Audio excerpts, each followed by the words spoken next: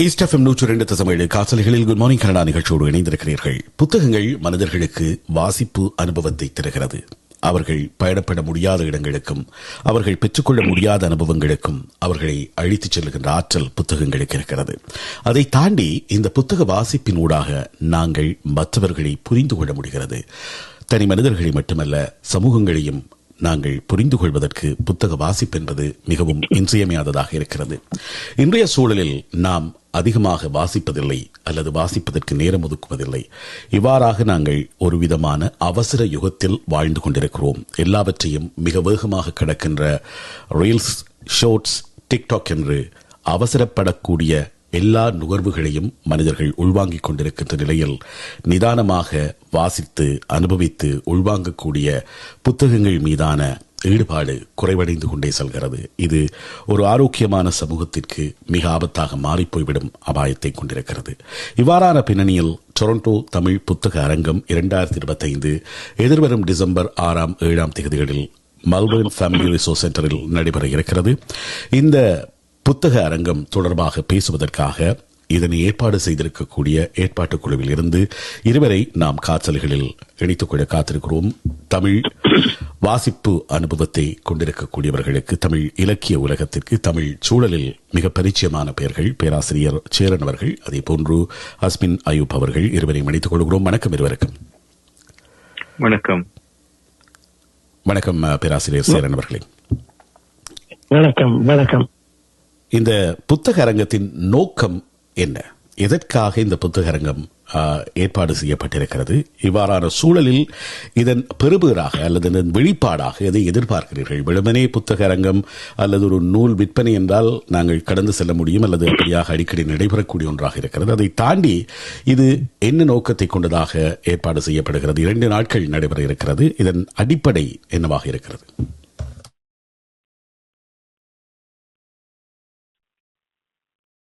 இந்த புத்தக அரங்கம் டொரண்டோ தமிழ் புக் ஃபேர் என்று இந்த இலக்கரு எங்களில் பலருக்கு அது ஒரு நீண்ட காலமான ஒரு திட்டமாக இருந்து வந்தது. அதற்கான சில சிறப்பான காரணங்கள் உண்டு. முதலாவது காரணம் என்னவென்றால்,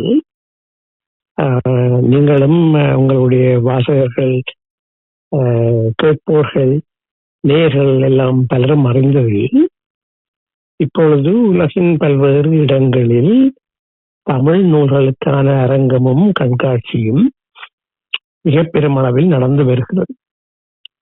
எடுத்துக்காட்டாக சென்னையில் நடைபெறுகின்ற அந்த சென்னை புக் ஃபேர், சென்னை நூல் கண்காட்சியும் விற்பனையும், அதோடு கூடவே இப்பொழுது தமிழ்நாடு அரசினுடைய ஆதரவில் நடந்து வருகின்ற உலகத்தமிழ் மக்களினுடைய நூலகங்கள் வெளியினுடைய கண்காட்சியும், அந்த புலம்பெயர்வு அயலக தமிழ் என்ற அந்த வகையில் அது மிக முக்கியமானது. அதுபோல இப்பொழுது இந்த உலகத்தின் மிக மிக முக்கியமான மிகப்பெரிய புத்தக சந்தை, புத்தக அரங்கம் பிராங்க்ஃபர்ட்ல ஒவ்வொரு ஆண்டும் நடைபெறுகிறது. அந்த பிராங்க்ஃபர்ட் புக் ஃபேர்ல தமிழ் பதிப்பகங்கள், காலச்சுவடு, எதிர் வெளியீடு போன்றவை இப்பொழுது பல ஆண்டுகளாக தொடர்ச்சியாக கலந்து கொண்டு வருகின்றன. அதன் விளைவாக தமிழ் நூல்கள் பல்வேறு மொழிகளுக்கும் மொழிபெயர்க்கப்பட்டு செல்கின்றது. இது போலதான் சார்ஜாவில், யுனைடெட் அரபு எமிரேட்ஸ்ல சார்ஜாவிலையும் ஒரு பெரிய புத்தக விழா நடக்கிறது. அதிலே ஒரு 80-85 மலையாள பதிப்பாளர்கள் கலந்து கொள்வார்கள். ஆனால் ஒரு 10-15 தமிழ் பதிப்பாளர்களும் கலந்து கொள்வார்கள். இப்ப இதனுடைய மையம் என்னவென்றால், இந்த வாசிப்பு அல்லது நூல் புத்தகங்கள் மீதான எங்களுடைய ஆர்வமும் காதலும் ஈடுபாட்டையும் நாங்கள் குறையவிட முடியாது. குறிப்பாக தமிழுக்கு நாங்கள் இந்த ஆர்வத்தை குறையவிட முடியாது. அதுல ஏராளமான சவால்கள் எங்களுக்கு இருக்கின்றன. தமிழை பொறுத்தவரையில் அது ஒரு தமிழ் என்பது மொழியால் அமைந்த நிலமாகத்தான் இருக்கும். இந்த தமிழ் அந்த மொழியைத்தான் குறிக்கிறது. தமிழ் என்ற அந்த சொல்லி இனத்தை குறிப்பதல்ல. அது ஒரு வகையான இந்த வேறு எந்த இனத்துவ கூறுகளையும் அது குறிக்காது. இந்தியாவினுடைய இணைய மாநிலங்கள் எடுத்து பார்த்தீங்கன்னு சொன்னா அவற்றுடைய இந்த நிலக்காட்சி பண்பாட்டைத்தான் அவர்கள் வச்சிருக்கிறார்கள். மலையாளம் மலைகள் நிறைந்தது, கர்நாடகம் கருப்பு மண்ணில் இருந்து வந்தது, அந்த மாதிரிதான் இருக்கு. ஆனா தமிழை பொறுத்தவரை அது மொழி சார்ந்தது. அதனுடைய மையம் மொழி.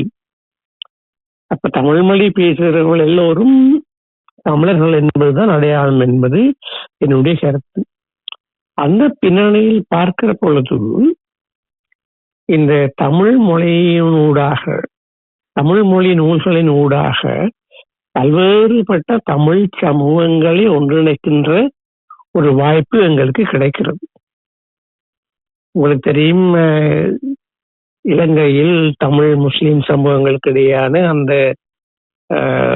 பிளவுகள் ஒரு காலத்தில் மிக பாரதூரமாக இருந்தன. இப்பொழுது அவை பல்வேறுபட்ட இணக்க போக்குகள், இலக்கியம், கலை சார்ந்து அவை மிகவும் குறைந்து வருகின்றன என்று கருதுகிறேன். அந்த பின்னணியில் தமிழ்நாட்டை நாங்கள் கருத்தில் எடுத்தோம்னு சொன்னால், இந்த தமிழ் நூல்கள், தமிழ் மொழியில் வரக்கூடிய வந்திருக்கின்ற இந்த புத்தகங்களை பல்வேறு மட்டங்களிலும் நாங்கள் கொண்டு வந்து சேர்த்து அதன் ஊடாக ஒரு இணக்கப்பாடு, அதாவது தமிழ் பேசுகின்ற பல்வேறுபட்ட சமூகங்கள் இருக்கின்றன.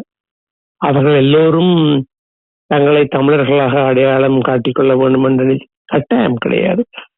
ஆனால் மொழி சார்ந்து, எங்களுடைய பண்பாடு சார்ந்து, எங்களுடைய பல்வேறுபட்ட வகைப்பாட்டு புத்தகங்களை சார்ந்து ஒரு புதிய புத்தக பண்பாட்டையும் ஒரு புதிய கலாச்சாரத்தையும் தமிழுக்கு வளம் சேர்க்கக்கூடிய முறையில நாங்கள் எல்லோரும் சேர்ந்து செய்ய வேண்டும் என்று அந்த அடிப்படை குறிக்கோளை மையமாக கொண்டுதான் இந்த டொரண்டோ தமிழ் புத்தக அரங்கு என்ற கருத்தை, அந்த செயல்பாட்டை, அந்த நடைமுறையை நாங்கள் முன்னுக்கு வைக்கிறோம்.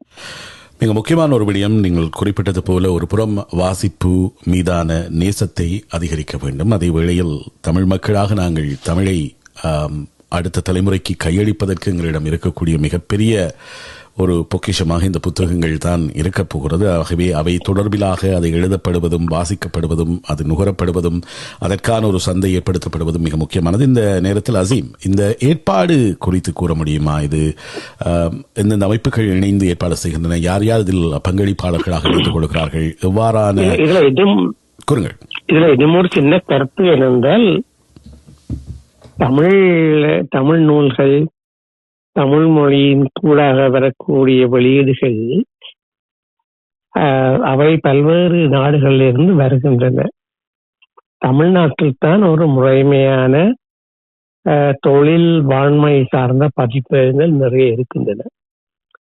ஈழத்தில் அத்தகைய பதிப்பகங்கள் குறைவு.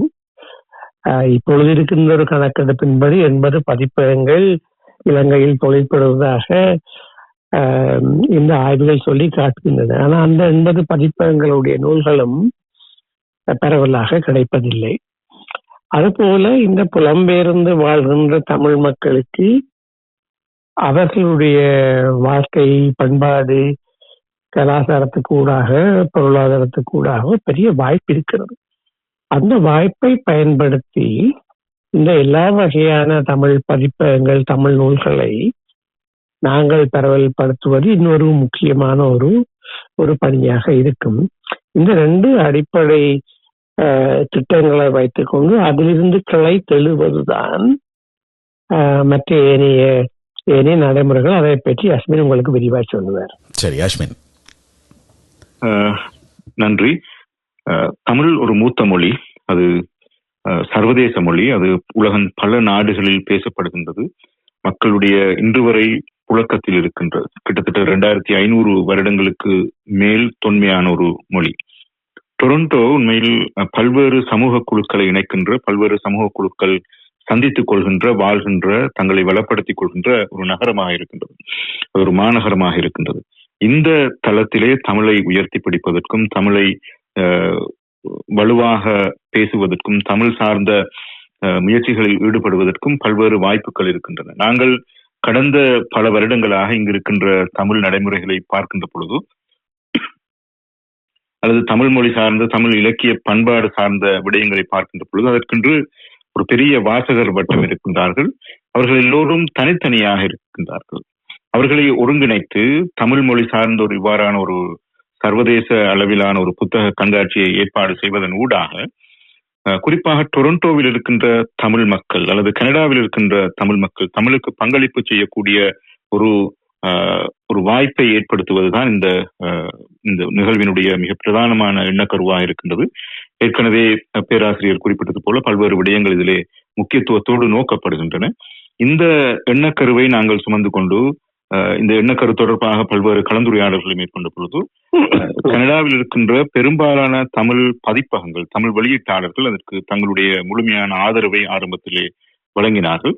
கனடிய தமிழர் பேரவை சிடிசி, கனடா தமிழ் காங்கிரஸ் அதற்கான முழுமையான சமூக பங்களிப்பை வழங்குவதற்கு முன் வந்திருக்கின்றார்கள். அதே போன்று United Sri Lanka Muslim council of Canada என்கின்ற கனடிய இலங்கை முஸ்லிம் மக்களினுடைய பேரவையும் தமிழ் மொழி சார்ந்த இந்த முயற்சிக்கு தங்களுடைய முழுமையான பங்களிப்பை தருவதற்கு சமூக பங்காளர்களாக அவர்கள் இணைந்திருக்கின்றார்கள். எனவே இந்த இரண்டு அமைப்புகளும் முன்னின்று பல்வேறு ஏனைய அமைப்புகளையும் ஒருங்கிணைத்து இந்த தமிழ் புத்தக கண்காட்சியை நடத்த வேண்டும் என்பதிலே மிக ஆர்வத்தோடு செயல்பட்டிருக்கின்றார்கள். அடுத்ததாக கனடிய தமிழ் சங்கம், படிமுறை தமிழ் நிறுவனம், அதற்குரிய முழு நிறுவனமும் பங்களிப்பை தருவதாக முன் வந்திருக்கின்றார்கள். அதே போன்று தமிழ்நாடு மல்டிகல்ச்சரல் அசோசியேஷன், பல சமூக கூட்டமைப்புகளை உள்ளடக்கிய அந்த அமைப்பும் தங்களுடைய ஆதரவை இதற்கு வழங்கி இருக்கின்றார்கள். அது தவிர சமூக இயல் பதிப்பகம், முருகன் புத்தகசாலை, காலம் பதிப்பகம், வடலி பதிப்பகம், தாய்வீடு பதிப்பகம் போன்றனவும் தங்களுடைய பங்களிப்பை இதற்கு முழுமையாக செலுத்தி இருக்கின்றார்கள். எனவே இது ஒரு தனிநபரனுடைய அல்லது ஒரு தனி நிறுவனத்தினுடைய செயல்பாடு அல்ல. இது ஒட்டுமொத்த தமிழ் பேசுகின்ற சமூகத்தினுடையதும் செயல்பாடு. ஒட்டுமொத்தமாக தமிழை வளர்க்க வேண்டும், தமிழ் சார்ந்து தங்களுடைய பணிகளை மேற்கொள்ள வேண்டும் என்று எண்ணுகின்ற பல்வேறு நிறுவனங்கள், தனிநபர்கள், எழுத்தாளர்கள், பதிப்பகங்கள், ஊடகங்கள் என பலரும் ஒன்று சேர்ந்து நடாத்துகின்ற ஒரு தமிழ் திருவிழாவாக இது அமைய இருக்கின்றது. குறிப்பாக புத்தக திருவிழாவாக இது அமைய இருக்கின்றது. பல்வேறு நூல் வெளியீடுகள் அந்த இடத்திலே மேற்கொள்ளப்பட இருக்கின்றன. எழுத்தாளர் முத்துலிங்கம் அவர்களுடைய வாழ்க்கை குறிப்பு என்கின்ற ஒரு விசேடமான புத்தகம் இந்த நிகழ்விலே வெளியிடப்பட இருக்கின்றது. அதே போன்று ஏனைய தேர்வு செய்யப்படுகின்ற 5 புத்தகங்கள் இந்த நாளிலே வெளியிடப்பட இருக்கின்றன. அதே போன்று சங்கிலிய மன்னனுடைய வரலாற்றை சுமந்து வருகின்ற ஒரு வில்லுப்பாட்டு நிகழ்வு மிகவும் அழகாக, நேர்த்தியாக எங்களுடைய பாரம்பரிய கலை இலக்கியத்தை இலக்கிய நிகழ்வுகளை வெளிப்படுத்துகின்ற விதமாக சங்கிலிய மன்னனுடைய இன நல்லிணக்கத்துக்கான முயற்சிகள் தொடர்பாகவும் அவருடைய செயல்பாடுகள் தொடர்பாகவும் ஒரு வில்லுப்பாட்டு நிகழ்வு அங்கே இடம்பெற இருக்கின்றது. அதே போன்று தொல்காப்பிய உரையிலே நவீன வடிவத்திலான தொல்காப்பியத்துக்கான நவீன உரை வடிவிலே ஒரு பாயிரம் அங்கு விசேட அம்சமாக இடம்பெற இருக்கின்றது. அதனையும் தாண்டி அங்கு தமிழ் பேரறிஞர்களினுடைய அறிமுக குறிப்புகள் அங்கே இடம்பெற இருக்கின்றன. சுவாமி விபுலானந்தர் அவர்களுடையது, தனிநாயகம் அடிகளார் அவர்களுடைய சிந்தனைகள், அவர் தமிழுக்கு வழங்கிய பங்களிப்புகள் குறித்து நாங்கள் அங்கே பேச இருக்கின்றோம். அதே போன்று கலாநிதி A.M.A. அசீஸ் அவர்கள் வழங்கிய தமிழ் சார்ந்த பங்களிப்புகள் தொடர்பாக அங்கு பேசப்பட இருக்கின்றது. அதே போன்று மிக முக்கியமாக யாழ்ப்பாண நூலகம் தொடர்பான நினைவு குறிப்புகள் அங்கே இடம்பெற இருக்கின்றன. அத்தோடு தமிழ் பேசுகின்ற சமூகங்களை எவ்வாறு நாங்கள் ஒருங்கிணைக்கலாம் என்கின்ற அடிப்படையிலே ஒரு கருத்து பகிர்வு நிகழ்வும் அந்த இடத்தில் இடம்பெற இருக்கின்றது. எனவே இவ்வாறு பல்வேறு கலை, இலக்கிய, மொழி சார்ந்த நிகழ்வுகளில் உள்ளடக்கிய இந்த நிகழ்விலே அனைத்து தமிழ் மக்களையும் தமிழ் பேசுகின்ற மக்களையும் நாங்கள் இந்த இடத்திற்கு அழைக்கின்றோம். அவர்களுடைய ஒத்துழைப்பும் பங்களிப்பும் இந்த விடயத்துக்கு தேவைப்படுகின்றது, இந்த நிகழ்வுக்கு தேவைப்படுகின்றது. அவர்கள் தங்களுடைய கலை நிகழ்ச்சிகளை அரங்கேற்ற முடியும், புத்தகங்களை காட்சிப்படுத்த முடியும், அவர்களுடைய தமிழ் மொழி சார்ந்த பங்களிப்புகளை அவர்கள் வெளிப்படுத்த முடியும், அதற்கான அனுசரணைகளை வழங்க முடியும். இதனுடைய முழுமையான விவரங்களை நாங்கள் எங்களுடைய இணையதளத்திலே பதிவு செய்து வைத்திருக்கின்றோம். www.torontotamilbookfair.com என்கின்ற இணையதளத்தினூடாகவும் அவர்கள் அந்த விவரங்களை பெற்றுக்கொள்ள முடியும். தொடர்ச்சியாக தங்களுடைய ஈஸ்ட் எஃப்எம் வானொலியும் எங்களுடைய இந்த டொரண்டோ தமிழ் புத்தக கண்காட்சி நிகழ்வு தொடர்பாக பல்வேறு ஆக்கப்பூர்வமான ஊடக பங்களிப்புகளை அவர்கள் வழங்குவார்கள் என்பது எங்களுடைய நம்பிக்கை. தொடர்ச்சியாக நாங்கள் இதை பற்றி உரையாடப் போகிறோம். இன்னும் பலரோடும் இந்த விடயங்கள் குறித்தான உரையாடல்களையும் எடுத்து வருவதற்கு ஈஸ்ட் எஃப்எம் காற்றலை காத்திருக்கிறது. இன்னும் 2 வாரங்கள் இருக்கிறது. அதற்கு முன்பாக இந்த புத்தக திருவிழாவிலே அல்ல புத்தக அரங்கிலே உங்களுடைய புத்தகங்களை காட்சிப்படுத்துவதற்கு அல்லது புத்தகங்களை விற்பனை செய்வதற்கு அறிவை பகிர்ந்து கொள்வதற்கு விரும்புகிறவர்களும் கூட நீங்கள் தொடர்பு கொள்ளலாம். torontotamilbookfair.com என்ற இணையதளத்தின் மூலமாக நீங்கள் அவர்களை தொடர்பு கொண்டு உங்களுடைய புத்தகங்களையும் அங்கே காட்சிப்படுத்தலாம். அதே வேளையில் இந்த நிகழ்வில் இடம்பெறக்கூடிய அரங்காற்றுகைகள் அல்லது உரைகள் வேறு ஏதாவது கலை படைப்புகளை நீங்கள் வழங்க விரும்பினாலும் கூட அதற்கான வாய்ப்பும் இருப்பதாக சொல்லியிருக்கிறார்கள். தொடர்ந்து வருகின்ற நாட்களில் இது குறித்து மேலதிகமாகவும் உரையாட முடியும். நன்றி. இந்த நேரத்தில் இணைந்து கொண்ட பேராசிரியர் சேரன் அவர்களுக்கும் அஸ்மின் அயூப் அவர்களுக்கும் நன்றிகளை தெரிவித்து விடைபெறுகின்றோம். மீண்டும் ஒரு பொழுதில் பேசிக்கொள்வோம். நன்றி, வணக்கம். நன்றி, வணக்கம். எதிர்வரும் டிசம்பர் 6, 7 தேதிகளில் மெல்பர்ன் ஃபேமிலி ரிசோர்ஸ் சென்டரில் நடைபெற இருக்கும் டொரண்டோ தமிழ் புத்தக அரங்கம் 2025 தொடர்பான உரையாடல் கேட்டீர்கள். இணைந்திருந்தவர்கள் பேராசிரியர் சேரன் மற்றும் அஸ்மின் அயூப் ஆகியோர்.